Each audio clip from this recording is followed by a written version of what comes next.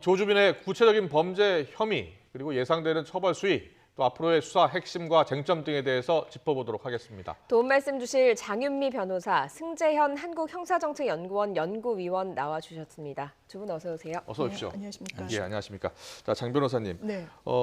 이 조주빈이 지금 검찰 조사를 받고는 있대요. 근데 묵비권을 행사하지 않고 있다고 하는데 어떤 생각이었을까요? 네, 지금 이게 구속 기소를 앞두고 있는 상황이라 이제 검찰이 수사를 실질적으로 진행할 수 있는 일자가 20일에 불과합니다. 아. 예. 그런데다가 사실상 증거, 그러니까 12,000페이지 정도가 되는 지금 기록이 이미 현출되어 있는 걸로 예. 되어 있는데 상당 부분이 아마 이 객관적인 범죄 행위를 입증할 뭐 텔레그램상의 대화랄지 뭐 오고 간 금전 내역이랄지 이런 부분일 겁니다. 그렇기 때문에 그런 부분들을 제시받으면 이제 피의자 입장에서는 이걸 진술을 하지 않는 것이 본인한테 더 불리할 수 있겠다라는 판단을 했을 걸로 보이고요. 네. 또 이제 본인이 처음에는 이제 사선 변호사를 선임을 했지만 그 이후에는 이제 선임 변호사가 사임을 하면서 변호사 조력을 받으면서 이 진술에 임할 수도 있지만 그렇지 않은 걸로 봐서는 아마 자백하는 게 나중에 이제 재판을 앞두고도 본인한테 더 유리한 선택이라고 판단을 한 것 같습니다. 예. 네. 조주빈이 받고 있는 혐의가 12개라고요.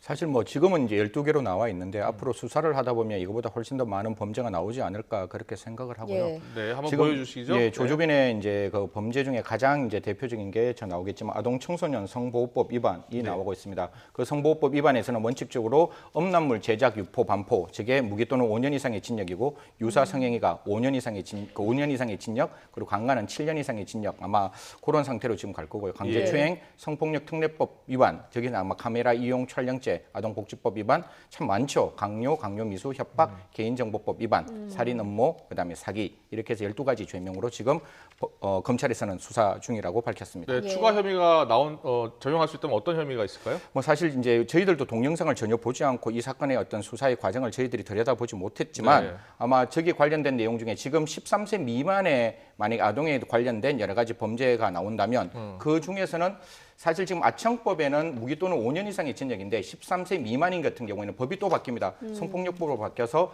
13세 미만이라면 예. 무기 또는 10년 이상의 징역으로 바뀔 수 있기 때문에 무기징역 또는 예, 10년 이상 징역. 예, 그래서 아마 그 나와 있는 피해자들의 연령대를 아마 조금 더 기민하게 조사를 조금 해야 되지 않을까. 그래서 그 연령, 미성년자의 연령, 그다음 미성년자의 나이, 그 미성년자들이 어떻게 성을 착취됐는지에 대해서 여러 가지를 다 살펴봐야 되는 대목이라고 생각합니다. 예. 꼭 한 가지 말씀드리면 이 아동 청소년 보호법에 따르면 강간죄에서 요구하고 있는 항거 불가능한 폭력뿐만 아니라 위계 위력도 당연히 그 범죄에 포함될 수 있기 때문에 조금이라도 미성년자에게 위계와 위력을 썼다면 이 범죄로 처벌할 수 있다는 점도 아울러 밝혀드리겠습니다. 예, 장 변호사님 어떻습니까? 여기서 가장 중요하게 들여다보는 건 어떤 거라고 봐야 될까요? 예, 아무래도 그 법정형 기준이 제일 높은 거는 아동 청소년의 성보호에 관한 법률의 이 강간입니다. 이 부분은 현행법으로도 이제 무기징역이 선고가 가능하기 때문에 사실 무기징역 선고가 가능한 거 아니냐라는 전망이 많지만 예. 저희 이제 법정에서 그렇다면 유사 사례를 어떻게 판단하고 있는가를 보면 네. 사실 무기징역이 선고되는 경우는 거의 없다고 봐도 무방하고요. 그렇기 때문에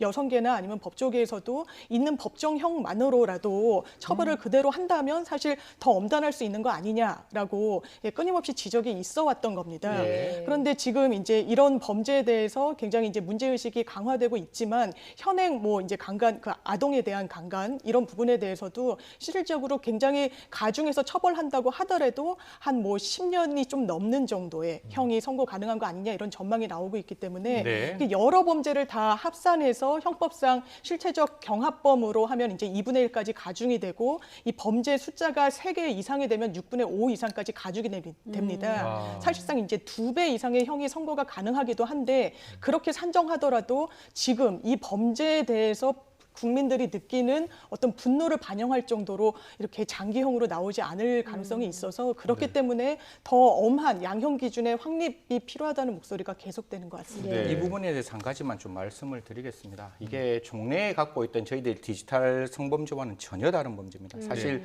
국민 여러분께 좀 말씀드리기가 좀 송구스럽지만 그 동영상을 보면 흔히 말해서 만들어진 동영상이 아니라 그 유료 가입자들이 자기들이 원하는 자기의 성적 판타지를 해결할 수 있는 그런 맞춤 형태의 성폭행, 성착취물이 만들어졌기 때문에 기존의 전례에 따라서 이 형량이 어느 정도 나왔다 이렇게 판단하는 게 아니라 사실 그렇잖아요. 사람을 16명 살인을 했다고 하면 100% 예. 사형이 선고될 수밖에 없는 거잖아요. 네. 그러면 그 74명 중에 16명의 미성년자의 내일을 지웠다면 그 미성년자가 살아있더라도 내일을 경험할 수 없다면 네. 사실 그것을 우리는 인격살인이라고 바라볼 수밖에 없는 것이고 예. 그런 경우에 있어서 법원은 과연 이 16명의 미성년자의 내일을 생각하셔서 좀 다른 판단을 해주셨으면 하는 마음입니다. 예. 네.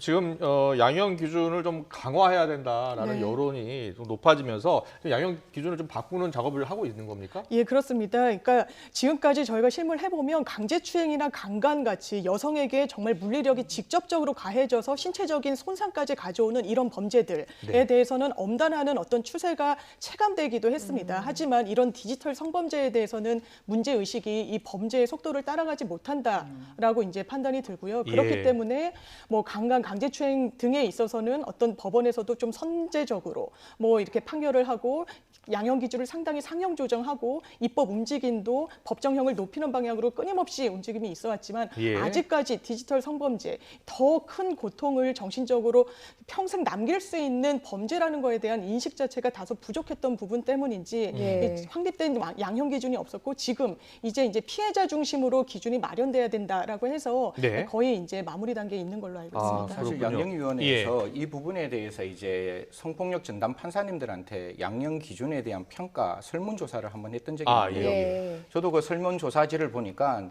그 설문조사지에 형량들이 나오잖아요. 방금 예. 우리가 봤다시피 아동 청소년 이용 음란물 같은 경우는 무기 또는 5년 이상이면 5년에서 30년까지거든요. 예. 그럼 설문지에 무기징역이 나와야 되잖아요. 그렇죠. 그리고 30년도 있어야 되는데 예. 없는 거예요. 아. 정말 하한에 흔히 말해서 5년 이상의 징역이면 한 번 장량 감경하면 2년 6개월까지 낮추어질 수 있는데 그런 어떤 형량이 설문조사에 나와서 판사님들조차도 이건 좀 잘못된 설문조사다라고 해서 그 설문조사를 다시 하라 이렇게 나왔는데요. 예. 양형위원회에 꼭 한 말씀 드리겠습니다. 양형위원회의 첫 번째 기준은 국민의 법 감정을 맞게끔 하는 것이 가장 중요한 것이지 판사의 법 감정에 맞는 게 중요한 게 아니거든요. 그렇죠. 그러면 지금 예. 국민들이 생각하고 있는 이 법 감정이 얼마만큼 중요한 범죄인지 아동의 내일, 청소년의 내일을 지운 범죄라면 좀 적극적으로 이 사람들에게 책임에 원래 양형이라는 게 비난 가능성에 맞추는 거거든요. 그 사람들의 책임에 맞는 양형을 조금 만들어 주셨으면 하는 마음입니다. 예. 네. 이거 재발 방지 굉장히 중요한데요. 네. 재발 방지를 위해서는 가장 강력한 처벌만이 가장 아주 좋은 방법이다 이런 이야기들이 나오잖아요. 예, 정말 충분히 너무나 공감합니다. 지금까지 왜냐하면 나와 유사한 범죄를 저지른 사람들이 그렇다면 어떤 형을 선고받았을 것인가, 검찰은 구형을 과연 어떻게 하고 있을 것인가가 이 범죄자들한테는 굉장히 주는 신호가 강력하거든요. 예. 근데 이 부분에 대해서 그 N번방, 박사반 여러 방에서 오간 대화를 언론을 통해서 짚어보면 우리 아무리 강하게 처벌을 받더라도 5년을 안 넘는다고 하더라. 텔레그램을 이용하면 잡히지조차 않는다고 하더라. 암호화폐를 사용하면 근거가 남지 않는다. 이런 잘못된 이런 그 정보를 교환하고 있는데 과연 이게 완전히 잘못된 그 인식이라고 할 수 있는지 지금까지 처벌의 어떤 그 전례를 보면 상당히 미온적이었고 이를테면 한 1000여 건의 아동 음란물을 소지하고 보관하고 있었던 자한테도 법원이 최근에 집행유예를 선고했었습니다. 예. 이런 부분을 보면 아마 이렇게 자신했던 데에는 근거가 있었던 게 아닌가 이런 생각이 듭니다. 또 한 가지만 더 말씀드리면 네. 디지털 성착취물에서 옛날과 달리 옛날에는 1대1의 성적 자기 결정의 자유를 침해하는 게 성폭력 범죄 개인적 법익에 예. 들어왔는데요. 지금은 다들 아시겠지만 금전적 이익의 목적이 굉장히 중요한 어떤 목적의 수단으로 가는 거기 때문에 형량을 올리는 것뿐만 아니라 이들이 가지고 있는 범죄 수익을 어떻게 철두철미하게 받아낼 것이냐, 그걸 어떻게 수익을 환수할 것이냐 이 부분이 굉장히 중요한데요. 예. 아직까지 대한민국의 형법은 흔히 말해서 몰수 전에 한 번 정도 보전하는 절차 정도밖에 만들어져 있지 않습니다. 그렇기 네. 때문에 이런 사람들에게 좀 가지고 있는 경제적 이익을 철두철미하게 박탈할 수 있는 민사몰수제도 같은 것들을 도입할 뿐만 아니라 예. 이게 뭐 죄형 법정주의의 책임의 원칙에 좀 벗어난다고 말할 수는 있을지 모르겠지만 저는 징벌적 배상이 필요하다고 보거든요. 적어도 아동의 성착취에 관한 네. 범죄라면 그들이 갖고 있는 이익보다 더 많은 이익을 박탈할 때 그게 N번방의 그 우죽성같이 늘어난 걸 막아낼 수 있다라고 생각하는 거거든요. 그래서 네. 지금 변호사님 말씀에 전적으로 공감하고 예. 그것뿐만 아니라 불법 수익을 박탈할 수 있는 그리고 그 불법 수익보다 더 많은 수익을 빼앗아 올 수 있는 제도를 만들어 주시길 부탁드립니다. 네. 네. 자, 재발 방지를 위해서 어떤 강력한 처벌 네. 굉장히 필요하고요. 그리고 공범에 대한 또 처벌도 필요하다고 생각이 듭니다. 예를 들어서 그 방에 돈을 내고 그 영상을 본 사람들도 네. 있잖아요. 그렇습니다. 말씀하신 대로 이 방의 특성상 그런 유료 회원 내지는 일반 회원들이 동조하고 가담하고 여기에 회원가입을 하지 않았다면 운영조차 될 수 없는 구조입니다. 네. 그렇기 때문에 법무부에서도 이걸 범죄단체 조직죄로 의율해야 된다라고 이야기하는 것이 본래 이 법은 원래 이제 조직폭력 범죄나 최근에는 이제 보이스피싱 같은 조직 범죄에 의율하던 그런 법률이었습니다. 예. 그렇다면 이런 N번방에 단순 가담한 사람들까지 거의 이제 조직폭력 그 범죄 조직과 동일하게 이제 법리적으로 볼 수 있을 것인가의 문제가 남는데 이 부분에 대해서는 최소한 이 앵커님께서 말씀 주신 대로 예. 유료 회원들 같은 경우는 이 방의 성격을 좀 더 명료하게 알고 있었다고 볼 수 있고 어떤 방인지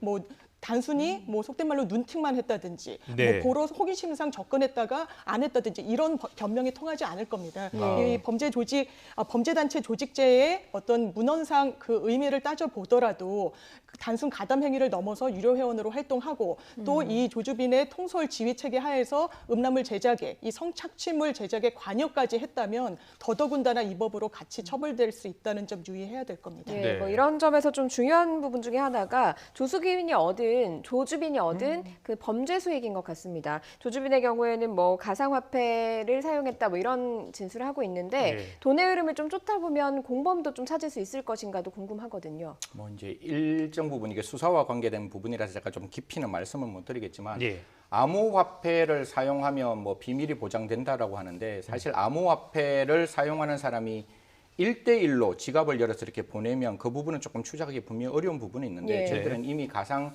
그 암호화폐를 이용하는 거래소에 그것을 올려놓고 확인하는 건데 네. 그 거래소와 관련된 그 거래소들이 저희들 이제 사정 당국과 어느 정도 협의가 되어 있기 때문에 그런 부분에서 누가 올라가 있는지 어떻게 되어 있는지에 대해서 어느 정도 확인해 줄 수 있는 그런 어떤 협조 체제가 만들어져 있습니다. 그래서 네. 분명히 거래소에 올라가는 내용이 있다면 그 부분에 대해서는 반드시 찾아낼 수 있는 거고요. 네. 사실 뭐 가끔 가다가 뭐 언론에서 그런 말씀 많이 하시잖아요. 가상화폐이기 때문에 이게 텔레그램이 보안이 강화돼서 혹시나 안 될 수 있는 거 아니냐, 못 찾을 수 있지 않느냐라는데 수사라는 거는 진한할 수 있습니다. 굉장히 어려울 수 있습니다. 하지만 수사는 의지의 문제라고 저는 생각하거든요. 이게 정말 대한민국의 공권력의 최고의 어떤 그 있는 검찰과 경찰이 이런 어떤 미성년자의 미래를 지운 범죄에 대해서는 정말 최선을 다해서 이런 부분을 좀 찾아주시고 국제사법 공조라는 것도 제가 매번 나올 때마다 말씀드리지만 국가의 의지의 문제입니다. 물론 텔레그램이 어디에 있는지 어디에 위치해 있는지도 모르지만 예. 이런 어떤 아동 청소년 이용 음란물의 성착취물이 만들어졌다면 적극적으로 좀 찾아서 사실 어려울 수 있지만 그런 부분에 대해서 정보를 받아서 이 수사가 좀 진행될 수 있도록 좀 최선의 노력을 다해 주시기를 기대합니다. 예. 네.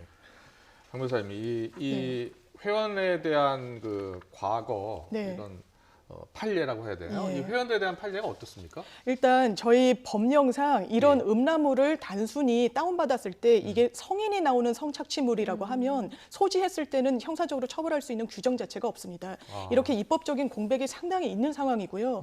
아까 말씀드렸다시피 아동에 나오는 음란물 같은 경우에도 굉장히 솜방망이 처벌을 하는 전례가 너무나 많기 때문에 이 말씀드린 대로 이런 방 자체가 회원이 없으면 운영조차 되지 않음에도 불구하고 적극적으로 공범으로 의율한다든지 하는 경우가 그렇게 실무에선 많이 찾아보긴 어렵습니다. 네. 저도 사실 우리나라 법에 보면 아동 청소년 이용 음란물 소지죄가 좀 죄송스러운데 1년 이하의 징역밖에 되지 않습니다. 1년 이하라면 1개월 그러니까 가장 낮은 단계는 1개월밖에 안 되는 범죄예요. 1년 이하기 때문에.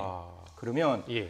도대체 이게 말이 되냐라는 생각들을 머릿속에서 지울 수가 없는 것이고 제가 어제 미국 연방 법률을 찾아보니까 5년 이상의 법률이고 미국 같은 경우에는 한 건 소지받으면 그게 하나의 범죄인 거예요. 그리고 예. 미국에서는 한 건마다 계속 병과해서 나갑니다. 그러니까 10개의 음란물 소지죄가 있으면 5년 플러스 10개, 50년 이렇게 넘어가는 경우가 있거든요. 그래서 예.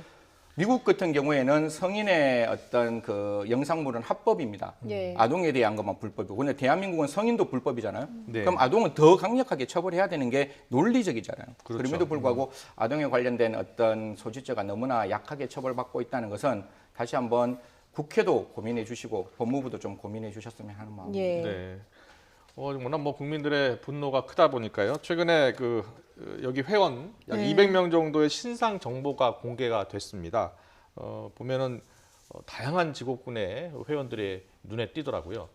사실 이제 이 부분도 이제 저희들이 흔히 말해서 이제 불꽃 혹은 이제 좋은 글씨라는 어떤 자경단을 통해서 예. 저희들이 내부를 좀 들여다보고 있는데요. 예. 사실 이게 민간에서 이렇게 적극적으로 해주시는 게 너무 감사한 일이고 예. 또는 이 불법에 대해서 확인해 주시는 게 뭐 고마운 일인데 혹시 그 명단 중에 저는 그 명단이 진실하다고 생각하지만 혹시나 피해자가 아닌, 즉 가해자가 아닌 사람들이 들어와 있다면 또 다른 피해를 만들 수 있기 때문에 그런 부분에 예. 대해서는 그냥 공개해 주지 마시고 대한민국 공권력을 믿어주시고 그 대한민국 공권력에게 좀 그 명단을 넘겨주셨으면 그래서 그 공권력이 여기에 정말 참여했는 사람이 있다면 반드시 신상 공개가 될 수 있도록 해주셨으면 감사하다고 말씀을 드리고 싶고 꼭 한 말씀 더 드리고 싶은 거는 이렇게밖에 못하는 게 대한민국의 수사의 현실에서 함정 수사와 잠입 수사가 불가능하게 되어 있습니다. 예. 즉 그렇게 되면 위법 수집 증거로서 증거 능력이 없어지기 때문에 유죄 판결에서 증거로 사용할 수 없는 한계가 있습니다. 다만 이런 어떤 그 함정 수사와 그다음 잠입 수사를 무조건 허용하는 것이 아니라 예. 적어도 아동 청소년물이라든가 도박이라든가 마약 범죄에 대해서는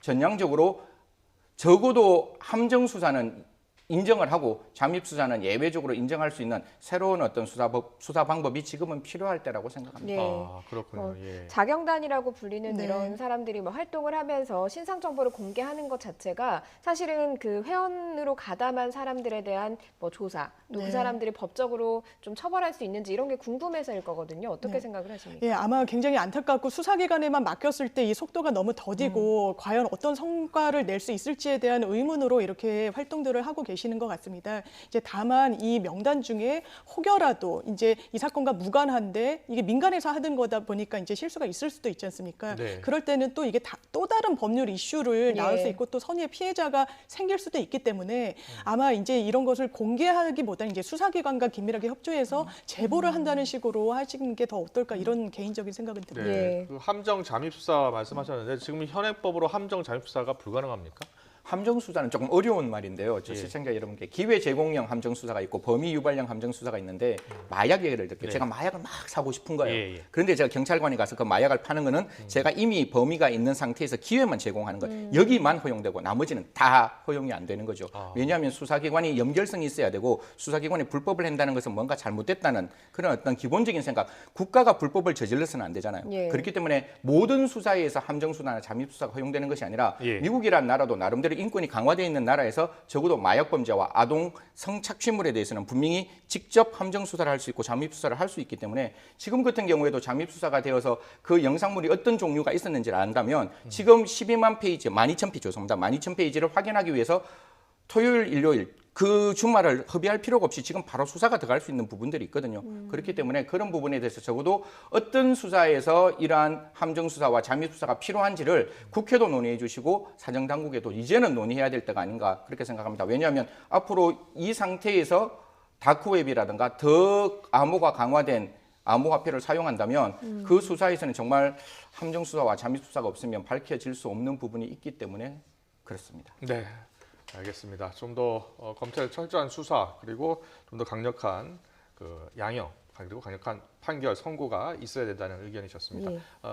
장윤미 변호사 그리고 승재현 한국형사정책연구원 연구위원 이셨습니다. 오늘 말씀 잘 들었습니다. 고맙습니다.